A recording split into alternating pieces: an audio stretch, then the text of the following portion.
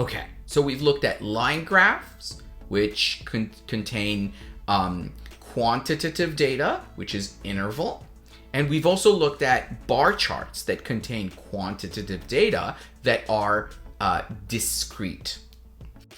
Moving on to the third category of data. So we've looked at line graphs, bar charts. Now let's look at something that is perhaps more familiar to most of you, which is the table.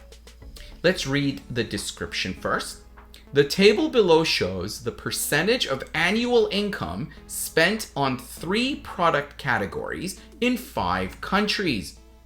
The instructions are the same. Summarize the information by selecting and reporting the main features and make comparisons where relevant. Now, let's look at the table. As you can see, in a table, we typically have a series of rows and a number of columns.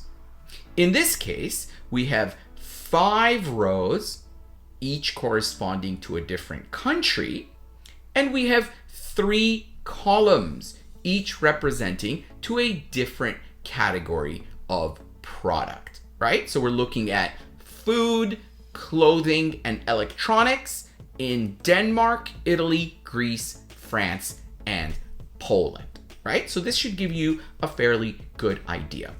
But what are these percentages we need to know? It's the annual income that's spent, right?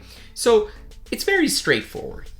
You can basically point to any one of these cells and you should be able to tell what is being shown. So for example, here, 28.91% food Denmark, right? So it means people from Denmark, this is how much they spent on food, right? Very straightforward, very easy, and it's something that most students have relatively less difficulty dealing with.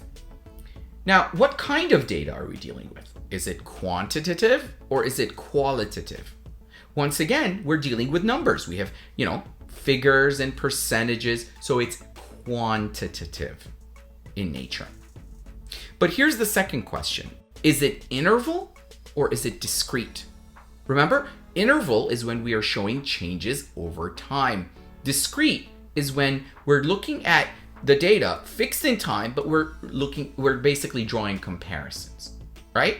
Here, we can't see how, Denmark's spending on food has changed across time. This table doesn't give us that information. So it can't be interval.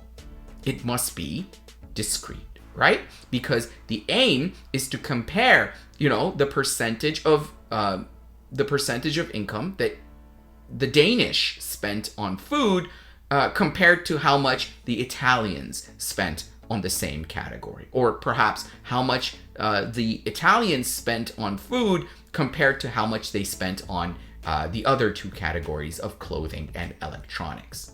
So once again, in this case, we're dealing with quantitative and discrete data. Thank you for watching all the way to the end. If you enjoyed this content, please share, like, and subscribe. Catch you all in the next one.